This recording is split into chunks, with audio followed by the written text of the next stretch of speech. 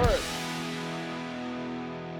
Well, folks, I've never done this before. The guys are having me do a live review of an episode that we shot in May.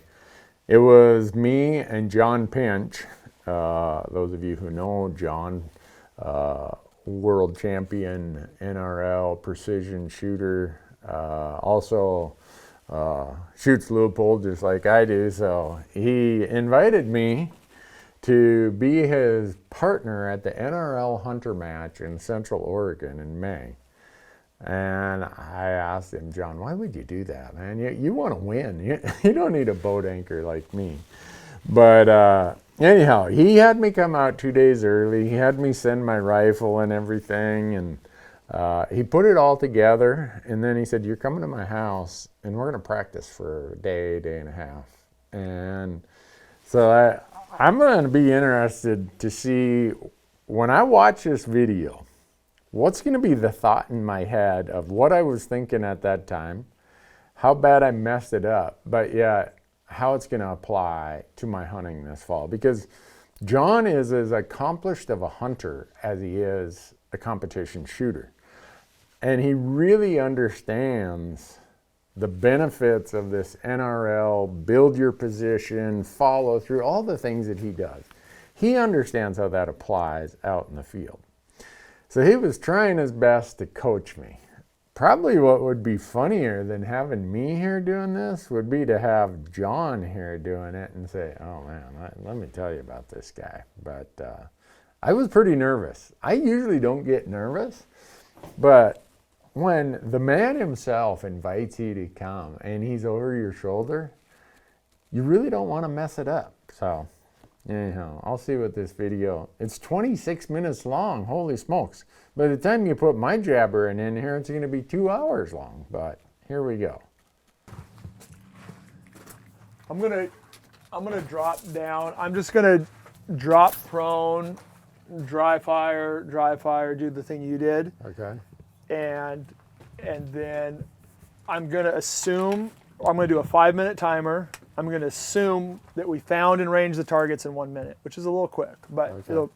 it'll be. Oh yeah, so this is where I really immediately realized how far out of my league I was. So he's assuming we have 5 minutes to get this done, because when you're at the NRL match, they put a timer on you, whether you're an individual, and then they give you a little more time if you're a team. But I don't think, it'll be interesting to see if we captured John's expression here, because the sun almost set by the time I got in position and got ready to shoot. And he politely said something like, I don't know if it's in here, but he said something like, we'll have to work on that. Something. So I'm going to set a 5-minute timer. I'm going to do that, and I want your gun to set right there. Okay. And so your mag's going to be ready. So when I'm here on my last position, I'm going to be, okay, Randy, go get your gun. You can pick your gun up. Don't put your mag in. You can handle your gun, okay? So just pick your gun up, and you'll be standing here ready to go prone. Okay. And that will be how our transition goes. So let's just to humor me. See, this is classic, where somebody who is an absolute expert at his craft is trying his best to dumb this down for a novice like me. But yeah, and remember, as he was doing this, you can see me kind of biting my lip, like trying to, I'm just looking at the footage, I'm standing there, I'm like, okay, grab your rifle, don't put your magazine in, have your bolt open, but when I do this and I do that and I do this and I do that, then you be ready. I've never done this before. I've never even attended one of these matches, so for me, this is just all right, try to remember what he said. I'm just kind of curious. So I'm going to set a 5-minute timer. So you're going to dry fire them? Yeah, just like I'm not going to break a shot that I wouldn't take in competition. Right. I just don't have a lot of rounds loaded for this. So. Okay, but you want me to shoot? Yeah, because we need your reps anyway. Right. So you have your mag loaded. When you drop in, you're going to be doing the, let's just stay at the prairie dog in the square, 1-4 and 2-5. Okay. And I'll do that. So I will be, okay, so I'm going to go, oh my God, be dialed yet. So I got this. This is their first gen level. This big thing. Wow. That's the new one. Okay. But what I've got is I got these right here. Okay. So you don't look. You just look at your scope totally. Gotcha. Puts it right in your peripheral, which is kind of cool. They have a kit for this. Well, we could probably wire it up, but I don't think it's not a huge deal. So okay. Okay.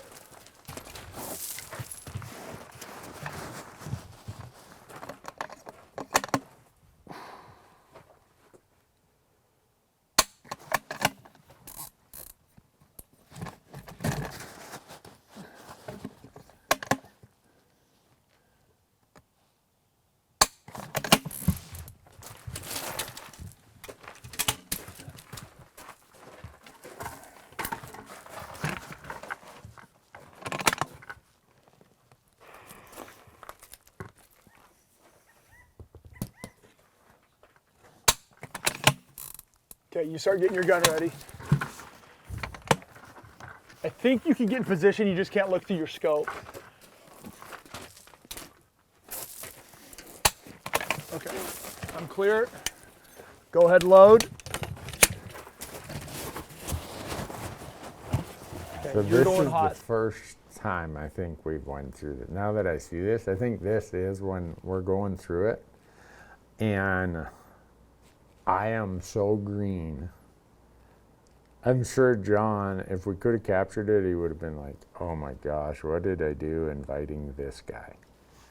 I can't, so before this, he's teaching me a bunch of other stuff about shooting form and everything. And he pointed out that hunters very often will push the trigger and it'll break, and then they instantly release because we're getting ready in case a follow-up is necessary.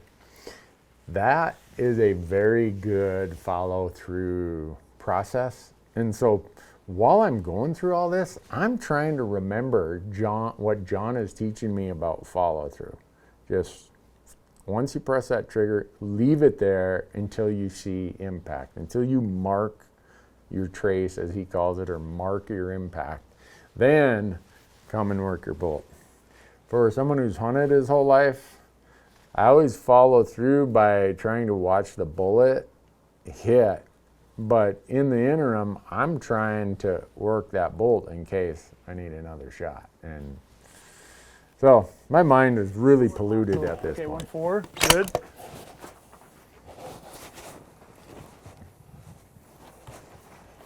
Now that level thing. The level's killing me, man. And now I got a bag that, when I'd lay down earlier, I'd had it upright, so it was higher where I needed it. And now it's kind of like brick shaped. Now I've got it flatter and lower, and I'm screwing with it. Nice. Okay, 2-5.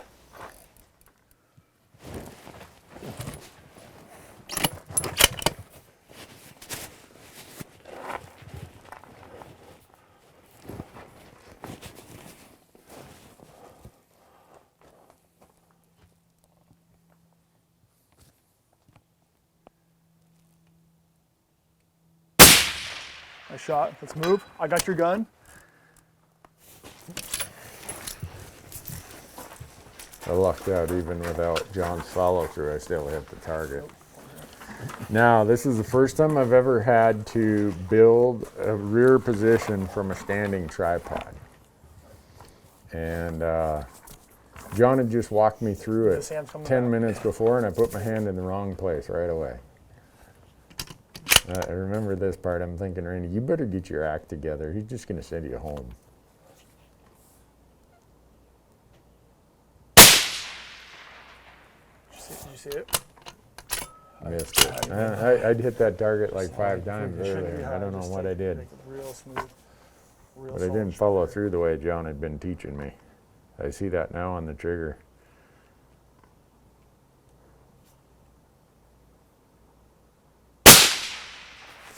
Okay, good. Is that 2-5?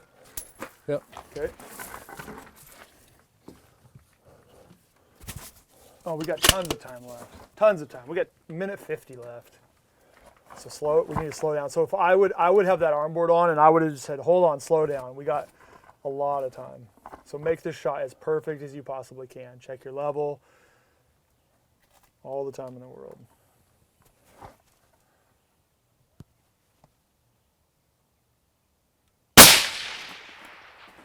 There you go. Okay. That was 124, so we shot that. So we had a minute and 24 seconds left. All right, this was the second time we'd went through it. The first time, I had taken up so much time, John politely said something to the effect of, I think we're gonna have to improve on that. We'll see how we're doing by tomorrow. Very kind of him. In 3:30, that's perfect. Again, that's assuming nothing went wrong and we've shot that stage a lot. But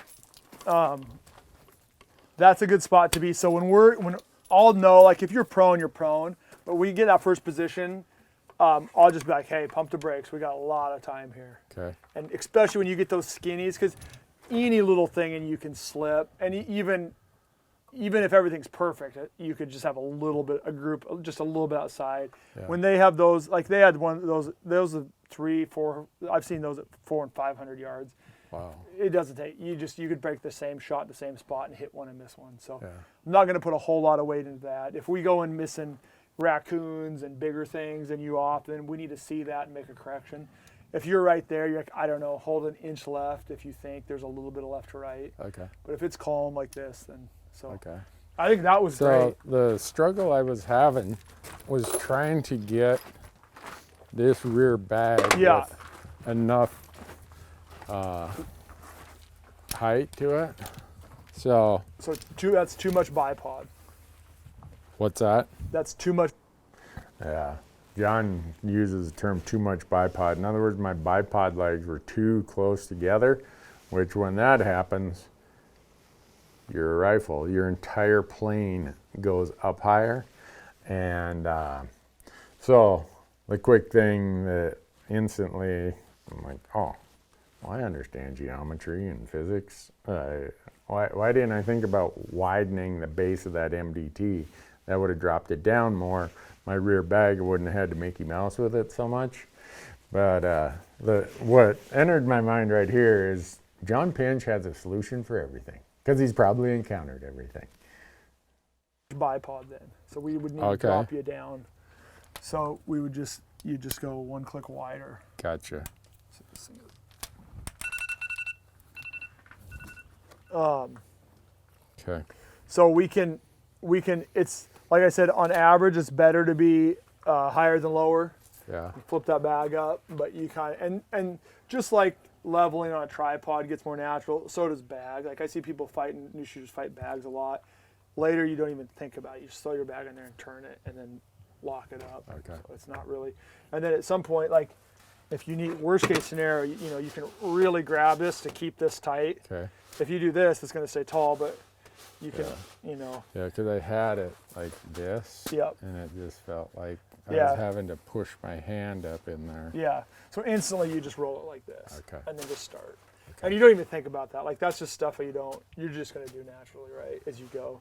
Okay. So let's do, God, that was a lot better than I thought. Let's do let's make up something that we haven't done. Sure. So we'll get a little bit screwed up here. So let's 4 positions. 4 positions are the easiest to find the target because it's only one target. Right. So we're going to get to the gun fastest, but it's by far the easiest for us to time out because we have 8 positions to shoot. Right. So let's do a 4 position and kind of see where we're at there. Okay. So let's do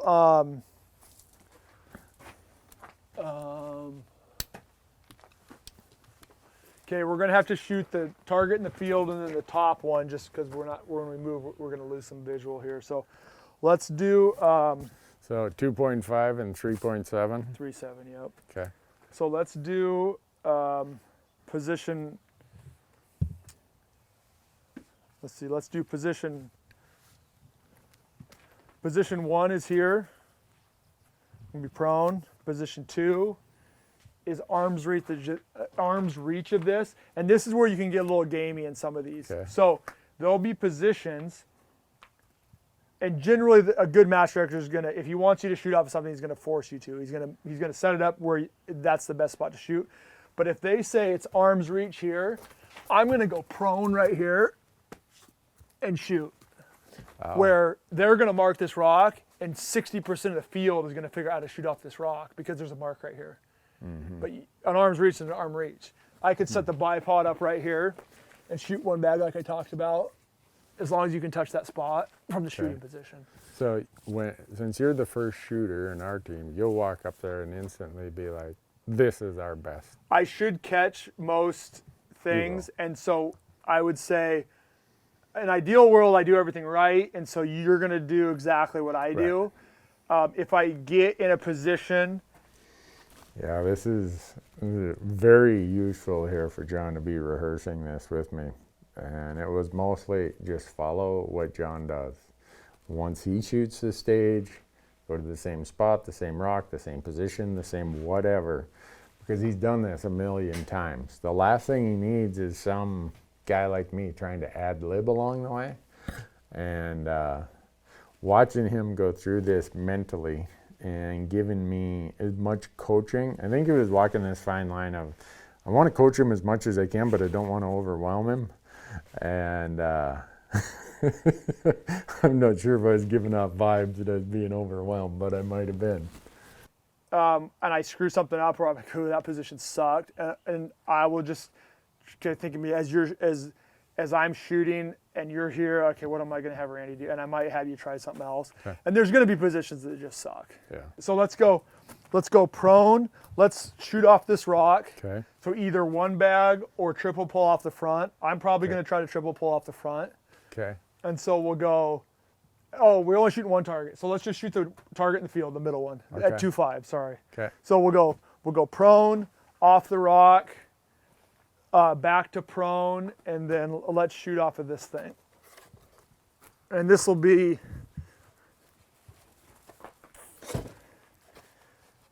let's shoot off of this.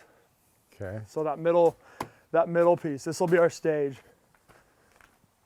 And so I'm gonna run through and dry fire. So our dope won't change. We'll be dialing 2.5. And I'm gonna go, just as I walked up and looked at this, I'm going prone. So bipod low, I'm going triple pull out, I'm going bipod low, and then I'm gonna go tripod rear. And so I would say, Randy, I go, Randy, set the tripod up, legs halfway out. Okay. So what we're trying to do is... This is another thing that really worried me, because John, even in the match, and what he's telling me right here is, hey, when I'm over prone, I'm going to yell at you to go over and get the tripod set up so that when I get to the fourth position, you got the tripod set up. And I'm thinking to myself, I have no idea how high, how wide he wants his tripod.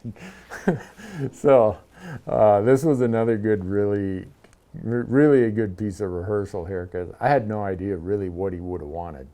When you say legs halfway out, you're talking like... somewhere in the middle of here. Right, Yeah, okay. Just pick a mark. Yep. And honestly, these tripods, you can get away with murder. So we could do it all the way out.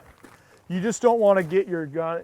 it's not a huge deal. It's way easier to shoot off of this than this. Mm-hmm. And if you can avoid this, it's nice. So that's why I said like 2/3 or halfway. I guess there's marks on here, but these are, I need to reverse these.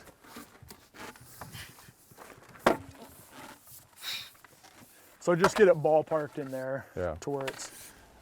So if we had a wider set like this, prone rock, prone tripod, where would I set my rifle? I'd have to set... Oh, this is another thing that, like everything in life, there's protocols and there's expectations. Well, one of my concerns was with all these people that are going to be walking around, range officers and station directors telling you what to do, and I was very conscious about where can I set my rifle. So when we walk up to the stage, I can't have my rifle pointing someplace where there's people. I can't have it pointing where John's going to walk in front of it.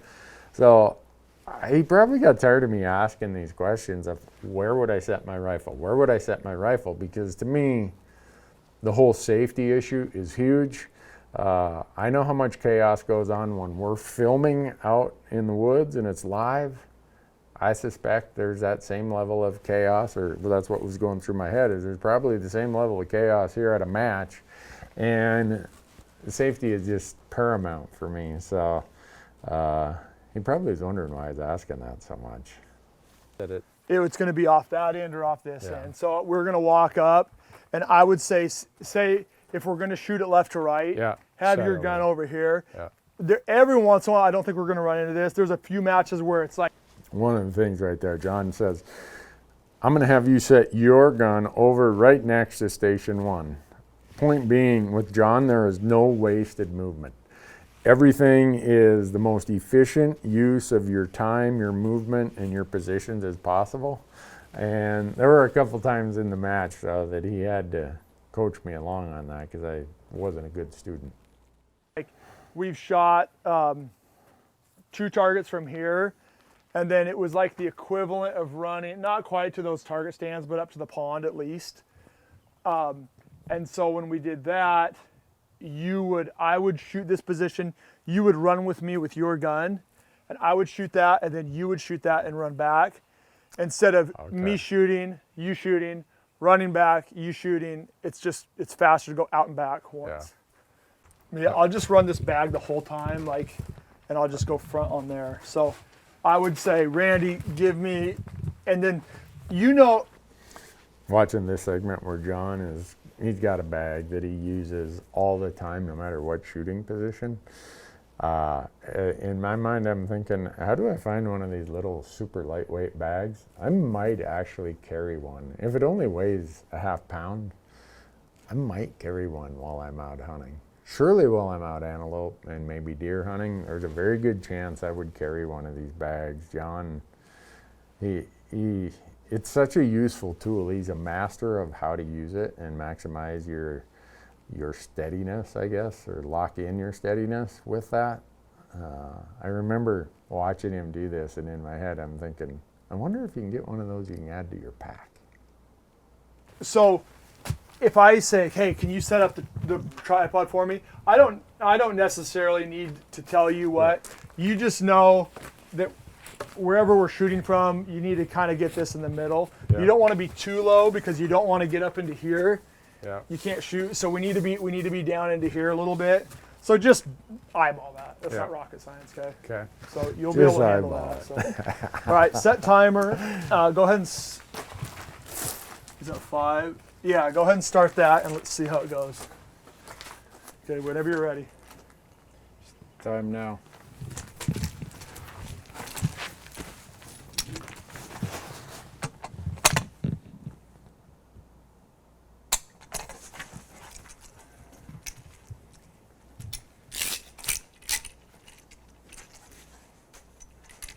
Just watching John.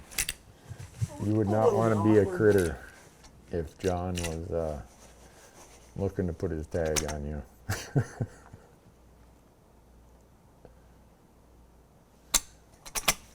And everything he does is the slow part. If you look at it, it's just the same repeatable. The follow through, the everything it's like a mirror, a replica every time, which is why he's such a master at this. Here, and then you put that on your gun.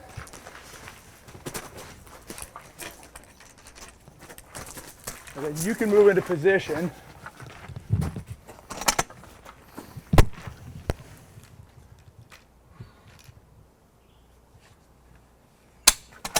Okay, here we go. Gun's clear. I just have to be clear before you shoot. I'm looking at myself here. I look like I just got out of a wheelchair or something compared to how quickly John scrambles around and is in position. I'm on my knees, and then I'm looking for my magazine. And but But when I compare this to how I was 2 days later on the last day of the match, I'm quite impressed with how that went. Light went off on it. Is it off or is the sun too bright? Off. There we go. It's blue. There we go. Okay. All right.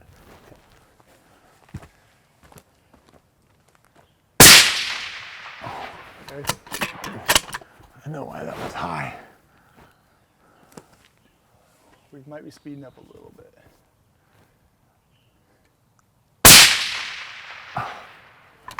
So, Both high. Okay, now we move. So I got your gun, and I'll probably do this a lot in the comp. okay. I mean, back here. He did that a lot in the competition. He would grab my rifle and help me get set up, and it was This hand on the bag. super, super helpful. Pretty decent. Yeah. Were you high those last ones? Yeah. So John now Should be good now. Hold adjusted my scope slightly because I was high way out there on the first 2 shots.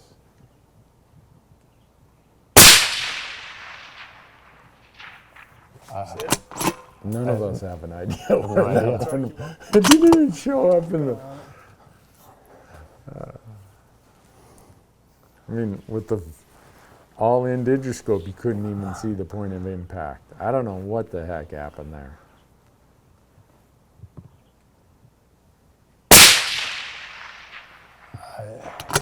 Where'd you hit? So I gotta move. I don't know where it hit. But right now, saw this is a someone take bad an eye, deal. Yeah, I mean, I've it shot 4 looked times and I slightly haven't left, even hit a target. But I was directly on target. I don't know. Okay, hold left edge, I guess, for a second. Okay.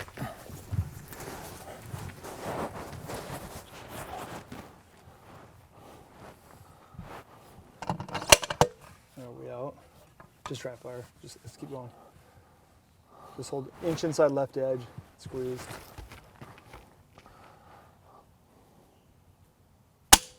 Okay, let's go. Okay, bag up here. Oh, you put the bipod on backwards.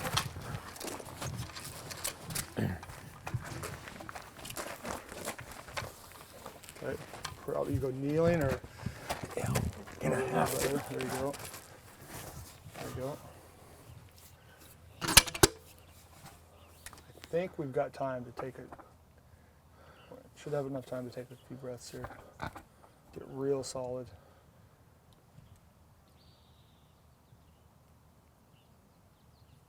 Okay, check timer. Okay, we had 20 seconds left. Okay. So there was a fair bit of shenanigans there, and we still Fair did okay. bit. Yeah, John. I screwed that up so bad, but well, first of all, I shot twice at 2 of the stations, so that takes extra time. I was trying to get used to the level, and one thing I'm seeing right now that John later coached me on is when you shoot, just stay there. Don't be lifting your head up, because then you got to redo everything. But that's what I was doing here. If our cider pins here, and we line up pretty close, which we can work on that too, and limiters are here and here. Wherever we're at, this is going to be 12 o'clock, okay? He said sighting pin. I had no idea what a sighting pin was. He kept saying it. I'm like, what the heck is that? So I'm trying to imagine how this unfolds. And what I kind of came to the conclusion on is I should more focus on my shooting and my form and perfecting all of that, and let John be the guy who's probably going to find 90% of the targets, because he's going to go to that sighting pin. He's going to want me up above him, but he's done this so many times. We're going to be way better off as a team if I just focus on making sure that I'm ready to shoot, that I'm going to be in the position and I'm going to have my rests stable, and he'll find most of the targets. So, 1, 2, 11, 10. Yeah. So I'll say, okay, about the 1 o'clock, and then if you have a rangefinder, I can say at 470. and then you can ping. That's 350. Yeah, that was really a good point that he made, is if we see a target out there and the range officer says, and he would say to the range officer, is target number 1 a black elk facing left? And if the range officer says yes, John would say that's 570 yards. So we knew target 2, 3, and 4 would be beyond that. So it's a way to not have to waste your time looking at anything closer. And then sometimes we'd say, is it a white hog facing left? Was that target 1? And they'd say, no.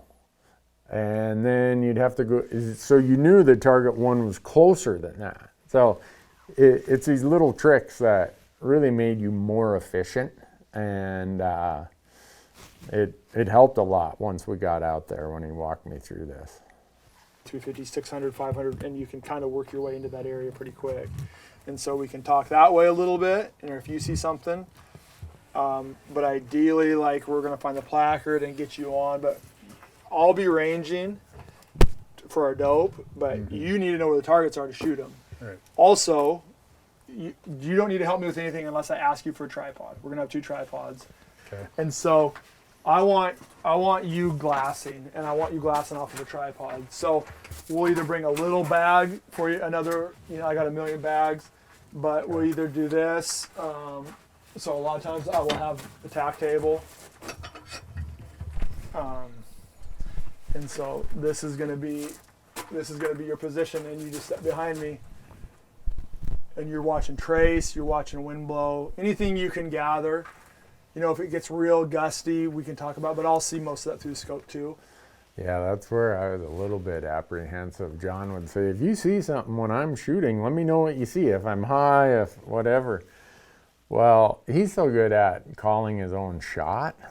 I was always a little hesitant that, what if I say high and it's really just slightly left? And so in the match, it wasn't until the second day that I felt comfortable giving much feedback about where I thought his shots were hitting, which really wasn't necessary because he hit just about every target anyhow. So, but I want you to be like, mostly what I want you doing on your time is get right behind me. You're going to see trace better. So if I move, you move if you can.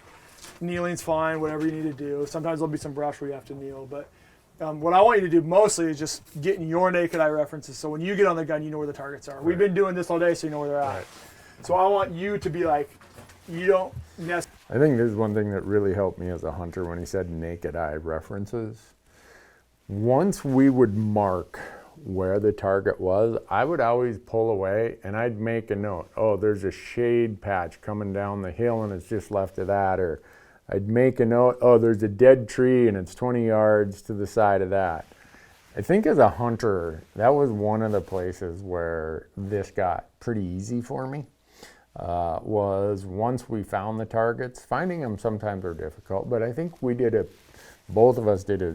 great job, and I did a pretty good job of finding targets, and that, I think, is my hunting background.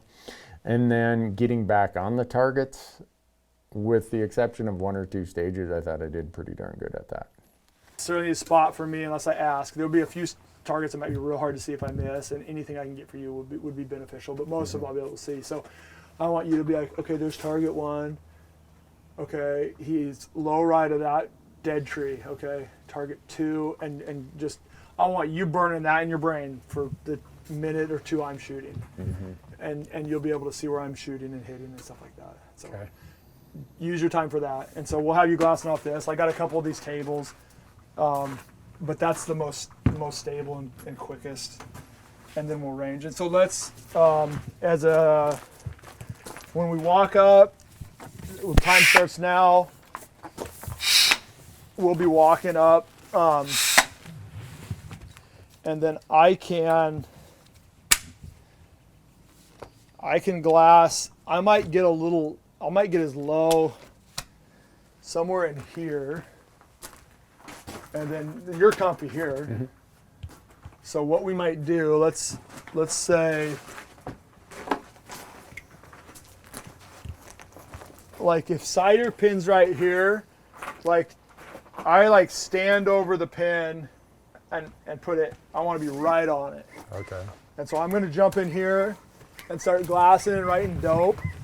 And then I would want you like right behind me. Just, and no, there might be targets where you just start panning, and every once in a while range, if you're past 1,000, don't look. It's really easy to glass past 1,000 where we're going. Okay. It looks like it's right there, and it's 1,700 yards. Okay. So just 1,000 yards and in. And so you would line up right behind me, and I'm glassing, and so we can have that 12 o'clock reference. Yep. 1 o'clock. Okay. If the limits are here, 12 is right at that Scotch broom at the top. The 600-yard targets are at 1. And so we'll kind of walk our way in that, but we'll get that communication piece in the first few stages back. Oh, that didn't go well, or that went good. But this will be our normal thing. So you'll deploy 3 legs. I'll fan mine out and get low. You'll get behind me. We'll do that, and I'll get our ranges, and then I'll go right to shooting, and then you can pick that system up and move. And then when I'll probably tell you when I say, hey, go get ready for your gun, and then you can keep your mag out, bolt back. You'll walk over to the first position, and then you can set your gun down, but you can't look. What's the rule? You can't look through the glass until I'm clear, and I'll say clear, and then at that point you go mag in.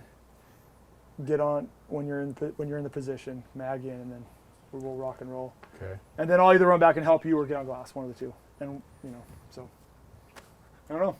There's not a whole lot.